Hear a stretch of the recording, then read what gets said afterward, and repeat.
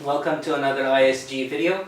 I'm with Professor Kenny Paterson at Royal Holloway, and today we'll talk briefly about the different versions of TLS and what are the security issues with it. It's a bit of a hot topic right now, also because there are some compliance and some recommendations to move away from older versions of TLS. So it'd be good to get some understanding of the technical issues. Okay. And how worried should we be about them? Okay, great. Well, thank you very much for coming today. Welcome to my office. It's a bit of a mess, as your viewers can probably now see, but we'll do our best. SSL/TLS, the SSL and TLS mean more or less the same thing. They've been around for a long, long time. SSL was first introduced in the mid-1990s. You'll still see SSL 3.0 around today.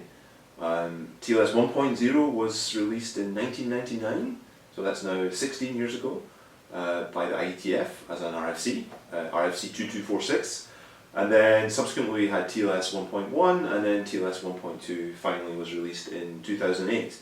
And actually right now the IETF is working on TLS 1.3, motivated by a lot of the attacks that have been found against earlier versions of TLS, but also trying to get something that is more performant, that actually has lower latency in establishing the initial connection.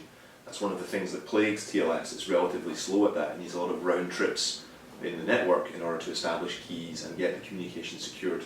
And TLS 1.3 aims to do that better. Okay, so let's talk now about some of the different versions of SSL and TLS and talk about what some of the problems are. So, in earlier versions of SSL and TLS, so before version 1.2 of TLS, you only had available two different encryption options. One of them was based on the RC4 stream cipher. That's a beautiful stream cipher that was designed by Ron Rivest in the 1980s.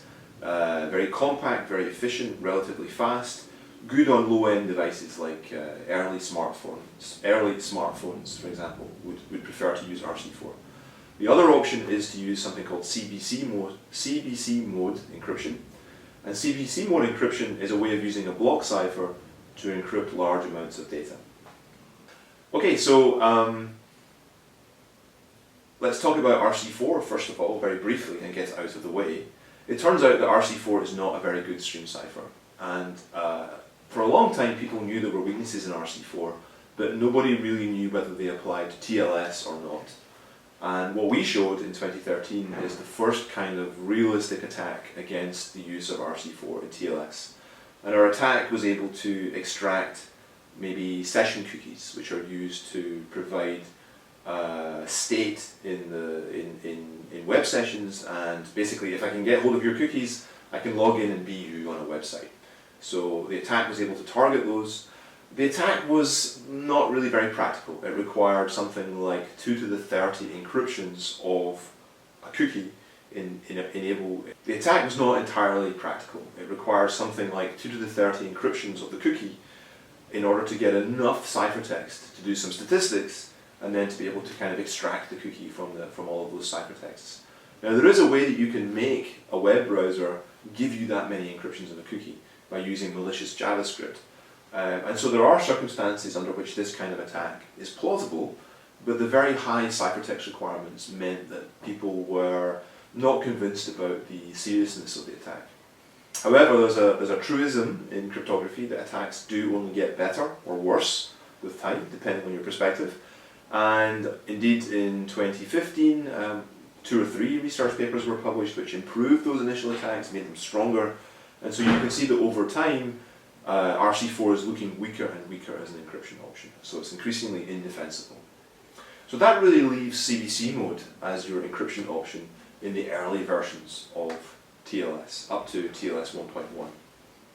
Now it turns out that CBC mode has been plagued with problems in TLS, and the reason for that is really right down in the layer of bits and bytes, understanding how the bytes are put together to make plaintexts, which then get encrypted in CBC mode encryption. I don't think it's maybe worth today going into those very low-level details, but it turns out that the particular way that CBC mode is used in TLS is problematic and difficult to make secure. This was already noticed already in 2002 in a research paper by Serge Vodny, who showed that there was an issue with the way that padding was used in CBC mode. So padding is needed because CBC mode operates in whole blocks of data at a time, and we need to then add some padding to get the amount of data up to a multiple of the block size before we can apply the encryption. And he pointed out that by analysing the error messages that are produced when TLS decryption happens, you can leak information about whether the padding was good or whether the padding was bad, whether it was correctly formatted or incorrectly formatted. And this is a so-called padding oracle attack. And what Vodny showed way back in 2002 was that you could somehow leverage a padding oracle attack to recover plaintext, which sounds mystical. How can it be that something about the padding can leak something about the actual message? But by being a clever attacker, you can cut and paste blocks around, and you can move blocks to the end that you're interested in decrypting that contain plaintext, but they actually get treated as if they contain padding, and so the leakage from the padding oracle can tell you something about the plaintext. That's the basic idea. So old versions of SSL and TLS were vulnerable to this. If you look at the specification of TLS 1.0, if you look at the specification of TLS 1.1 from 2004, it contains a protection against Vodny's padding oracle attack. And basically what you try to do is you try to make the error messages all appear to be the same, both in terms of the error message that you get and also the timing of the error message when you see the error message. Because slight timing differences can tell you what actually happened inside the decryption, whether the padding was good or bad. So equalizing the timing is meant to get rid of this problem. Unfortunately, they didn't get it quite right. And what we showed in 2013 in the Lucky 13 attack was that there was still a small timing difference that would leak information about whether the padding was good or bad, and so you could reboot the padding oracle attack, basically. And that attack is the Lucky 13 attack, and basically the only way to protect against Lucky 13 is to do very careful patching on the server to really equalize the timing difference.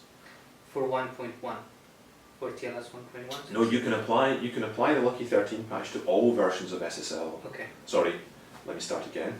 You can apply this patch to all versions of TLS 1.0, 1.1 and 1.2. Okay. But you can't apply it to SSL3 because SSL3 has a different padding format and different requirements on that padding. And so the protections wouldn't work there. Okay. Let's come back to SSL3 in just a moment. Let's finish the discussion briefly of Lucky 13. So you can patch against Lucky 13 in 1.0, 1.1 and 1.2. However, the patch is actually really quite difficult to get right.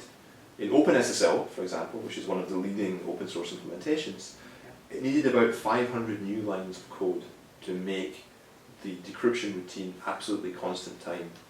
And the code is quite invasive. It doesn't work very well with the HMAC algorithm. You have to patch HMAC in a particular way. And so different releases of the TLS protocol, different implementations of the TLS protocol, did slightly different things, and some of them patched it well and some of them didn't patch it so well. Now, the attack, the Lucky 13 attack, is not an easy attack to pull off. It's, again, a bit like the RC4 attack. It's a threat, but it's not clear exactly under what circumstances an attacker would be able to do it. In the research paper in 2013, we talked about targeting session cookies again with the same kind of mechanism that we were using in the RC4 attacks. And so the status of different implementations and their security against Lucky 13 is somewhat unclear. I do know that some vendors and some implementers of TLS don't regard Lucky 13 as a serious threat because the timing differences are very small, they're hard to measure over a network, and so and you can put in place adequate mitigation against the attack. Let's now talk about SSL3.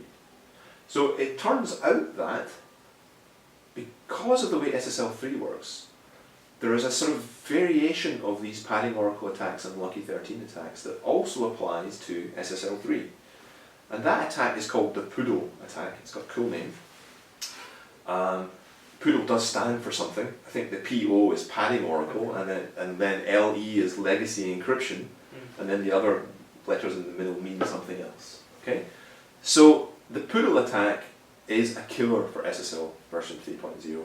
It's not actually possible to mitigate it. Okay? And so what that means is that SSL3 is effectively killed by the poodle attack. I would also say that the poodle attack is easier to carry out than the Lucky 13 attack. It doesn't rely on these very, very, very small timing differences. It relies on whether you get an error message or you don't get an error message from the TLS decryption process. And so SSL3 is effectively killed by the poodle. The poodle is actually a very aggressive dog, right? It completely kills SSL version 3. Now there's a problem here, which is that modern web browsers are trying to find a way of using TLS. They might start by saying, hey, let's use TLS 1.2 to a server. If that doesn't work out, maybe the server doesn't support TLS 1.2, they would then try again with TLS 1.1, then TLS 1.0, and eventually they would go all the way down to SSL 3.0. And the problem there then is that, well, most servers these days will support higher versions of TLS, and so they would avoid using SSL 3.0.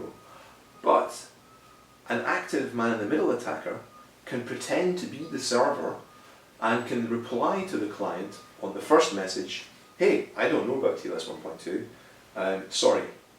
And then a modern client will then say, well, I'd really like to give some version of TLS to my user, so I'll now try TLS 1.1. And now the active man-in-the-middle attacker can again say, hey, I don't know about TLS 1.1, and the handshake will fail, the TLS handshake protocol will fail, and you'll end up using TLS 1.0. And so it goes on. So an active man-in-the-middle attacker can force a modern client to downgrade all the way to SSL 3.0 if the client is willing to use SSL 3.0. So the real bite of the poodle attack is not that SSL 3.0 is vulnerable, it's that SSL 3.3 is vulnerable and clients can be forced down to SSL 3.0. So the only solution to that is to switch off SSL 3.0 altogether in the client side and in the server side, and just don't go that far down.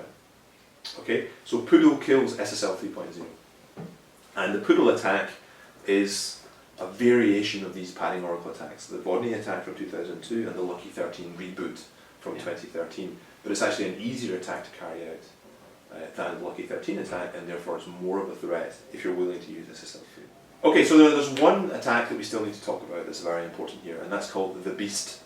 The Beast came out in 2011, and actually it was a trigger for lots and lots of research on SSL and TLS protocols by people like me and other people too.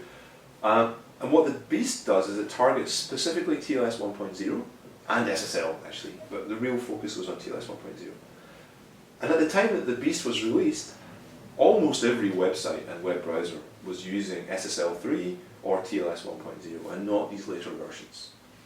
So it was an attack that was relevant for the large majority of TLS usage out there on the internet today, or out there on the internet in 2011. And the Beast targets something else. It's also specific to CBC mode. Okay? What it targets is the fact that early versions of SSL and TLS, so SSL 3 and TLS 1.0 specifically, use something called chained initialization vectors, or chained IVs. So the IV in CBC mode is the block of ciphertext that comes at the very beginning of the ciphertext. It's like a zeroth block that's used to bootstrap the encryption process. And the theory of cryptography tells us that the IV should be a uniformly random block to get security. Early versions of SSL and TLS were using, as that random block, the last block from the previous ciphertext that was sent from the channel. So that block looks random, because hey, it's a ciphertext block, but actually the attacker knows that block before he starts the encryption process, say, or before the encryption process starts for the new ciphertext. So that initialization vector is actually predictable for the attacker. He knows the version, the value of that block. And what the Beast attack does is exploits that knowledge.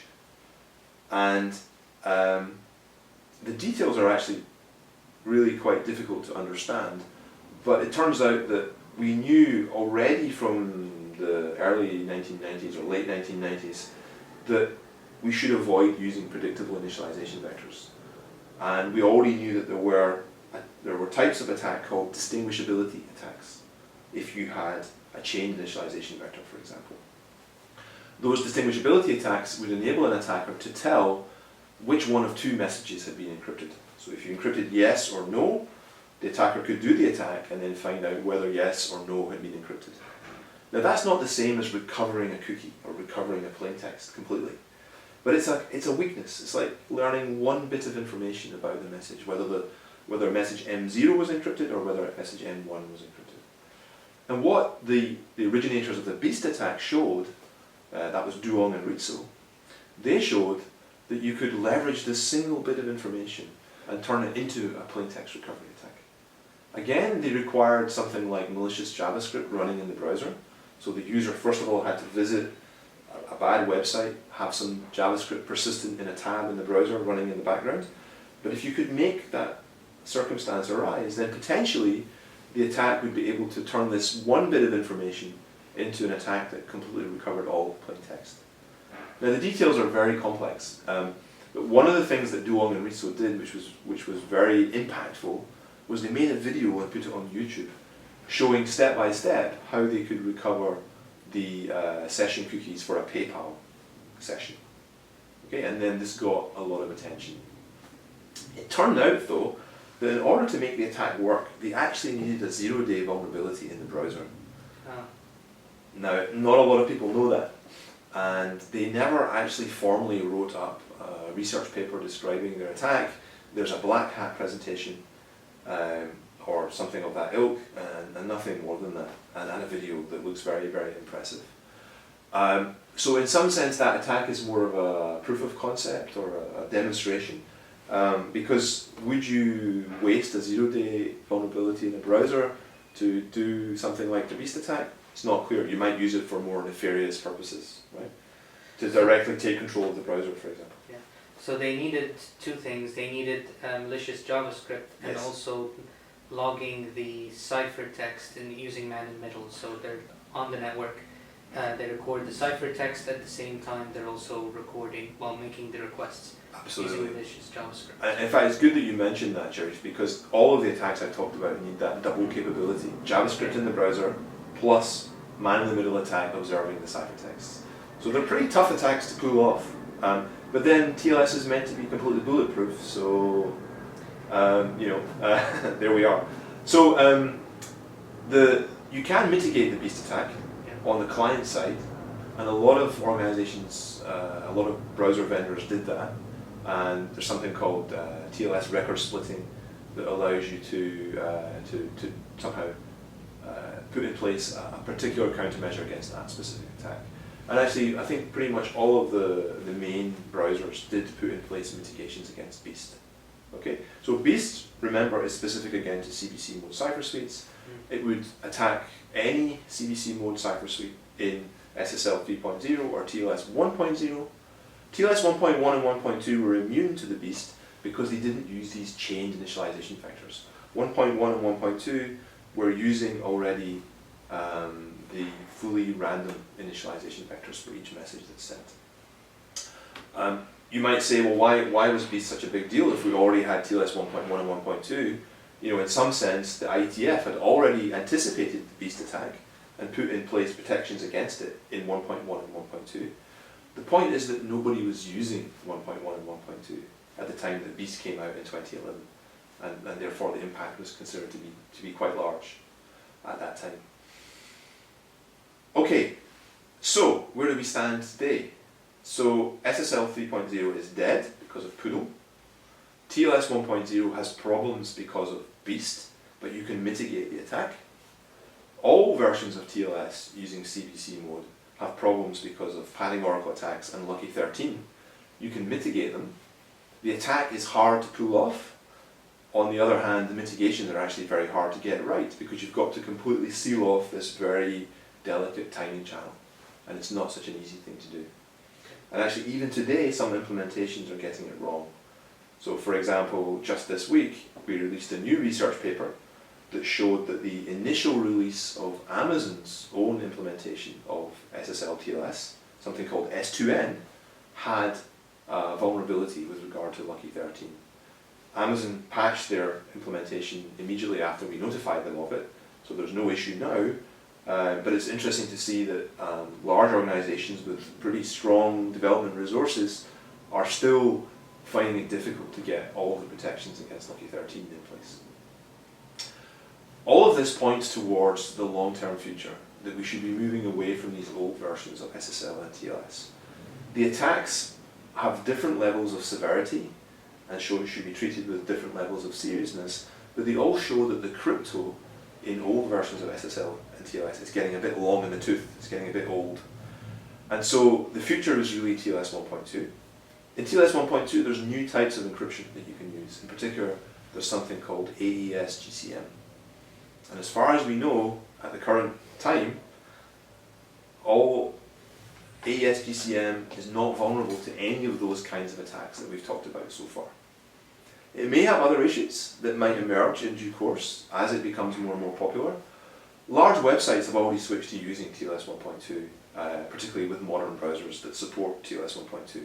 So for example, if you go on Google now or you go on Facebook, in fact I did this yesterday in my teaching class with the undergraduate computer scientists here at Royal Holloway.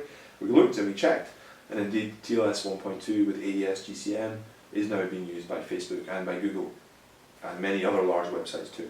Yeah. So the world is gradually moving across to TLS 1.2. TLS 1.3 is coming, it will have better performance for the handshake, and it also allows the use of things like AES GCM. In fact, TLS 1.3 will say no more RC4, no more CBC mode, only authenticated encryption. These modern encryption mechanisms will be supported in TLS 1.3. Okay, so on that note, it's actually some of the issues with the cipher suites or the type of blockchains in the cipher suites that's an issue. So for example, in the past we had streaming cipher like RC4, and then the block ciphers, it's independent. So it's a triple des block cipher and AES block cipher, Camilla, Cha-Cha-Cha, the other ones. It's the fact that it's using this type of, because they're using the CBC. Exactly.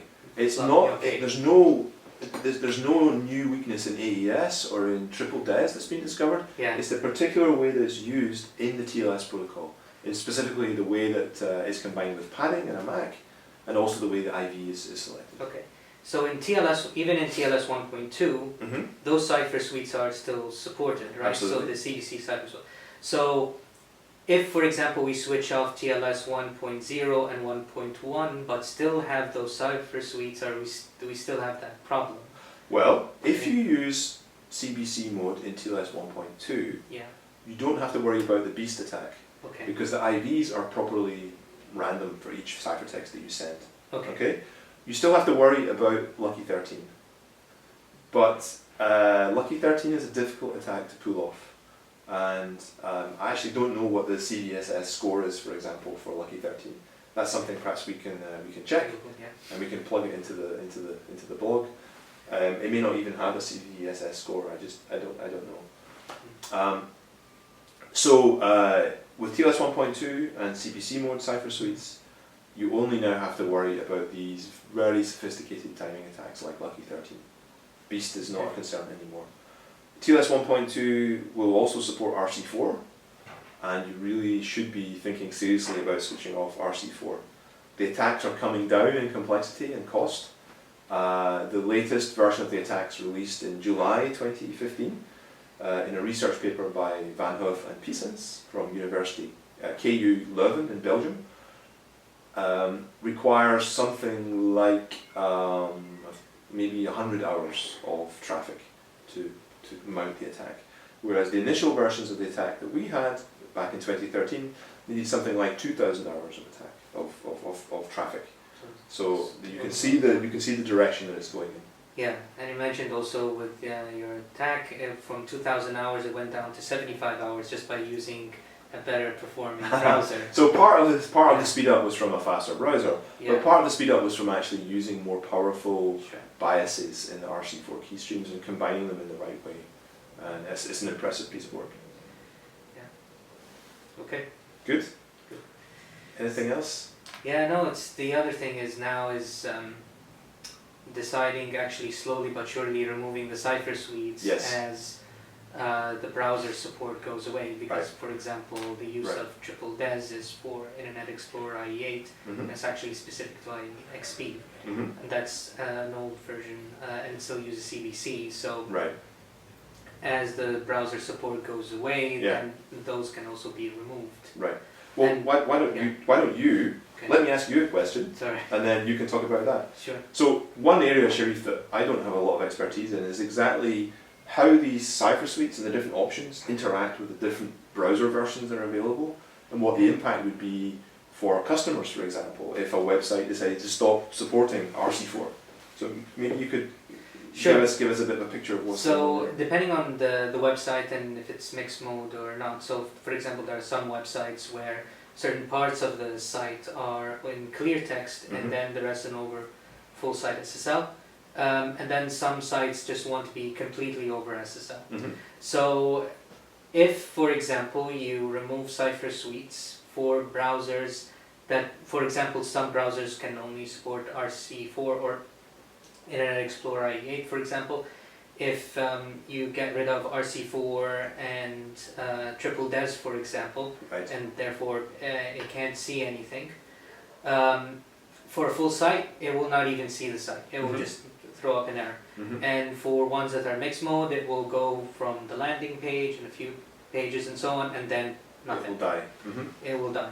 So picking the right cipher suite is important, and the order that they're in as well.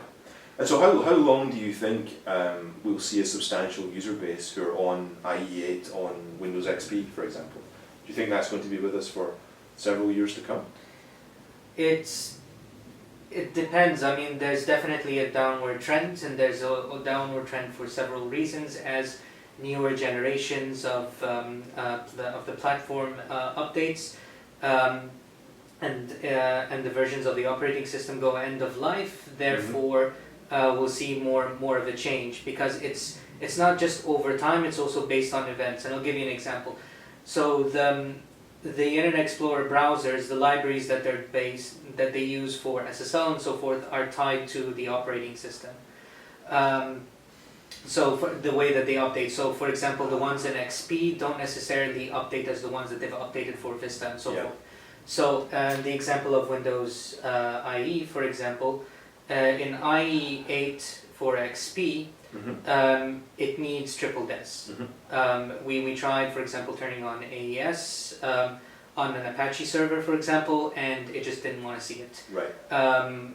So yeah, we turned off a couple of cipher suites and only triple DES, and it liked it. And is the issue here now that XP is out of support, so it's not getting any?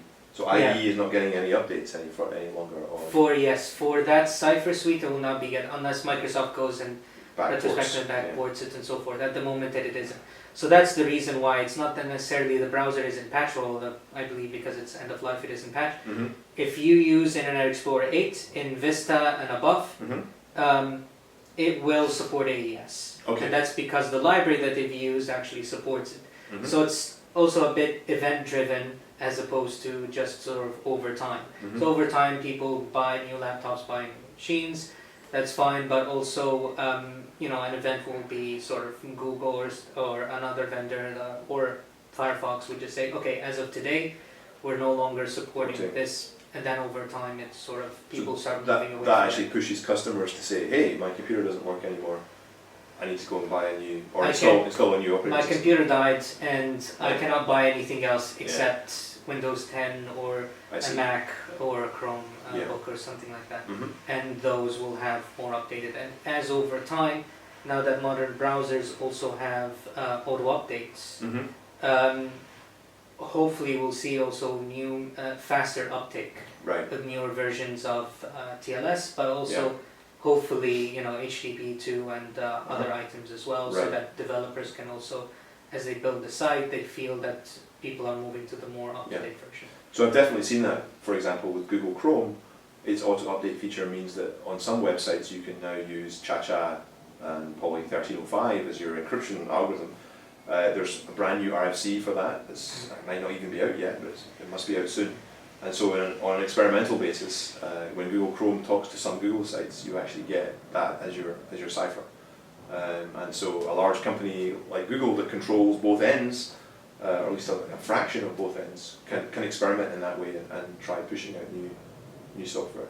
And we've also seen it, of course, in things like certificate warnings, and now having a cross through the browser lock because maybe you have a SHA-1 certificate that has an end of life beyond 2018 or something. So actually, companies like Google are being quite aggressive about the way that they push security updates and browser warnings to their users. Aggressive in a good way, I think. I think it's the right thing to do. Yeah, the thing that we're also interested in seeing, and we haven't had until this point, is monitoring of fake certificates or signed certificates that a company has issued. Okay. So at the moment, Google has SSL certificate pinning, so that you can actually tell the browser. I think there's an RFC now where you can actually put that in the DNS record, saying this is my public key, and therefore, if the browser sees another certificate for that domain that isn't actually in the record and so forth, it will then report back. And that's one of the reasons why Google every now and then reports, hey, we've seen a certificate out in the wild. It would be also good to have that visibility, because at the moment we talk about man-in-the-middle attacks, but we don't necessarily have data on how prevalent it is and how often it happens. But as we saw, for example, with Facebook in Tunis, when they realized, oh, there's these strange error warnings that are coming up, and then they realized what's going on, and then they went over to full site SSL. The same thing would apply elsewhere, is that they actually get data on how often that happens. Telemetry. Yeah, although the problem with pinning as well, if you get wrong, then people won't see the site. Your site disappears completely, absolutely. You can probably, as with everything else, you can put it in monitoring mode, that you just see what's going on rather than turning it on in enforcement. But if it's enforcement and you do it wrong, if it's applied wrong, then people will not even be able to see the site. So there's also that you have to be careful with. And there's some interesting research going on in the academic community right now about the effectiveness of pinning and how widely deployed it is. There are other things like HSTS, which are also being deployed as part of TLS. Yeah. And the uptake of these new approaches is not that big yet, but I think we can expect to see it grow over time. But as you say, when it goes wrong, it can go very badly wrong and your site can disappear. There's also some scalability issues as well with some of the techniques that are being proposed. So for example, there's certificate transparency, which Google is also promoting. And this is a system which basically, thinking now this is about certificates, not about the low-level crypto anymore. It's a slightly different topic. But basically they are, in your browser, providing lots and lots of information about which certificates are valid for which sites. And it's not clear how this would scale to the whole internet. Maybe it works for the top 1,000 sites or something, but beyond that it's hard to see how it's going to scale. Yeah, there's a protocol actually for emails called DMARC. Okay. Nothing to do with SSL and so forth, but what they've done is that they've actually put in, it's a combination of a few others, DKIM and SPF, but basically this is for spam. What they do is that they said you look at the DNS records and you check that there would be a DNS record for SPF, which is actually the sender policy framework, and it basically is a bunch of IP addresses that the emails can be sent from. And then there's another one, DKIM, which says the email header will be signed by this public key, or a series of public keys in fact. So I believe there's, for scalability, for the browser now, going back to SSL, you won't necessarily have every certificate under the sun in the browser. But you can tell the browser to go into a DNS record and look up the public key there. Obviously the danger is if it's over clear text, if the record isn't signed, so you need DNSSEC and then you need DANE on top of that in order for it to work. So that actually is a little bit less process intensive, well, memory intensive as well, so you don't have every certificate under the sun in your browser, but at the same time you can look it up. So at least that's the theory. To see. So what approach do you think is going to win out in the end? Do you think we'll see DANE and DNSSEC widely deployed, or do you think something like certificate transparency will be the solution in the end? Or maybe these things will coexist? Exactly. So only time will tell, and there's several reasons for the success of whether it's going to be taken up, and sometimes it isn't necessarily always security that's the reason. It might be performance. It might be that. But the idea is also hope to sort of embrace as much as they can, and then pick the winning variant. Obviously. Obviously, also with academia, actually not just finding the solution, but also identifying the holes in it and actually having more activity towards it. Because you remember a while back there was also convergence, so the idea that there'll be a notary. But there was also some questions around Google that came out and just said that there's also some scalability issues, which is they would have to support the notary, so they would also be the notary on the site, and there's some privacy issues there as well. But the idea is that somebody else checks the site for you. It was interesting. There was also Let's Encrypt, so there's now basically an NGO CA that you can get your own certificates from that is free. They're now up and running, I believe, and issuing certificates, and they've been cross-certified by one of the major CAs too. Which means that your browser will be received and so forth. Yeah, I've been looking at it in the summer. And it seems promising. Yeah, I know the guys who are doing that actually. So they're. It includes people like Eric Riscola from Mozilla, for example, who's one on the sort of advisory group, making sure that their CA works properly. So they've got very, very good people involved in making that happen. I think it's quite exciting, actually. Yeah. It could. I mean, the CA marketplace is, it's all about business, about making money. It's about selling certificates and selling trust. Along comes Let's Encrypt. Maybe it's quite disruptive. Let's see. Yeah. It could be interesting. Yeah, the fact that there's about 600 CAs that can issue certificates, so that now there's 601, which is great. Hopefully now there'll be one, but no, it's the fact that you might be using one CA for your certificates or two, but out in the middle of nowhere you might find a CA that has actually issued a certificate on your behalf. Now that doesn't often happen, but you won't even know unless you have some kind of way of actually monitoring it and get feedback on you've accepted a certificate and so forth. So getting that kind of logs from the browser is also helpful to give people metrics on how often does man in the middle happen. Absolutely. Good. I guess this is another topic that we could discuss in another blog another time. Maybe we should do that actually. It could be the next one. That'll be getting data off of browsers and so forth on security issues will actually help us also say this is how big the problem is at the moment. Like Google did something with third-party JavaScript, and they said that's like 5% of the traffic that they see. There's malicious or malvertising, which is they just inject adverts in there. So it's also a massive economy. You can also imagine that from like the types of attacks we've discussed, actually injecting the JavaScript isn't necessarily that hard, given that it's prevalent. That's right. It's a matter of having that and the man in the middle, and then combining that with enough money and power to be able to break the encryption. Exactly. Good. Well, thank you very much for your time. Great talking to you. Great talking to you.